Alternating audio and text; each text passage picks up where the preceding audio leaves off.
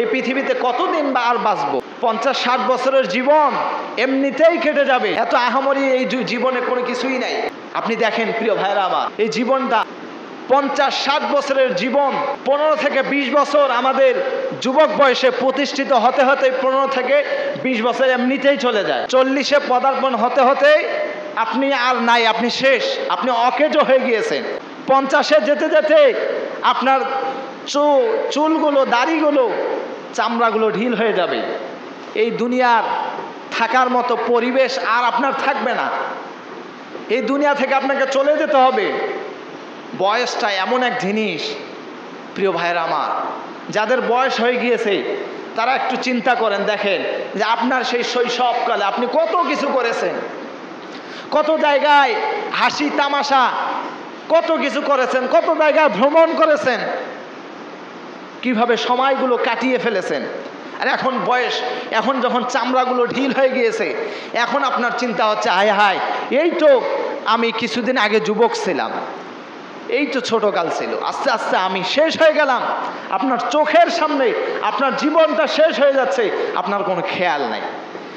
এজন্য আল্লাহ বলেন, বাল তুসিরুনাল হায়াতাদ দুনিয়া ওয়াল আখিরাতু খায়রুন ওয়া আবকা। আল্লাহ বলেন, পৃথিবীর মানুষটা শোনে এখন, বাল তুসিরুনাল হায়াতাদ দুনিয়া, তোমরা তো এই দুনিয়ার মায়া মমতা, দুনিয়ার এই হই হই কাণ্ড, দুনিয়ার এই বাজার ব্যবসা বাণিজ্য এইগুলো নিয়ে ব্যস্ত হয়ে আছো। খবরদার খবরদার, তোমরা মনে রাখো, ওয়াল আখিরাতু খায়রু ওয়া আবকা, তোমাদের জন্য এই দুনিয়াটা চিরদিনের স্থান নয়। দুনিয়ায় তোমরা চিরদিন থাকতে পারবা না।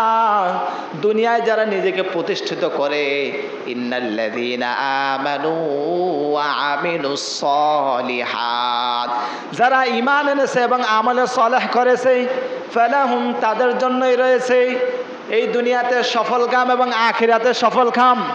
প্রিয় ভাইরা আমার, এজন্য রব্বুল আলামিন অন্য আয়াতের মধ্যে সুন্দরভাবে আল্লাহ জানিয়ে দিয়েছেন, ইয়া আইয়ুহাল্লাযীনা আমানুত্তাকুল্লাহ।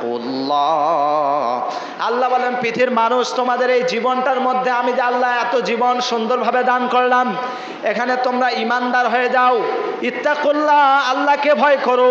অন্য আয়াতে আল্লাহ বলেন, ওয়া'বুদুল্লাহা ওয়া লা তুশরিকু বিহি শাইআ। আল্লাহ বলেন, পৃথিবীর মানুষ শুনে রাখো, ইয়া আইয়ুহান নাস ওয়া'বুদুল্লাহ, আল্লাহর ইবাদত করো। খবরদার, আল্লাহর ইবাদত যারা না করে, তারা আল্লাহর সাথে অন্য কাউকে শিরিক করে, তারা কখনো এই পৃথিবীর মধ্যে সফলকাম হতে পারে না।